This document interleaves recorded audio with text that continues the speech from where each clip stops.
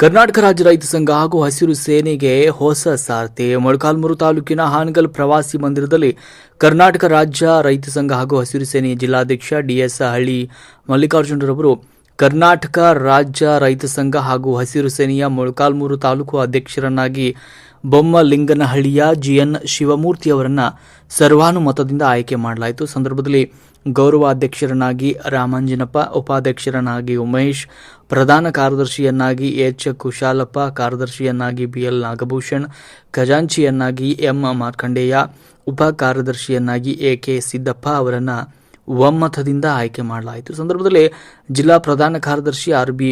ನಿಜಲಿಂಗಪ್ಪ, ಬಾಗೇನಹಳ್ಳಿ ತಿಪ್ಪೇಸ್ವಾಮಿ, ಹುಣಸೆಕಟ್ಟಿ ಮಾರುತಿ ಸೇರಿದಂತೆ ಅನೇಕ ನಿರ್ದೇಶಕರು, ಸಂಘದ ಪದಾಧಿಕಾರಿಗಳು ಹಾಜರಿದ್ದರು.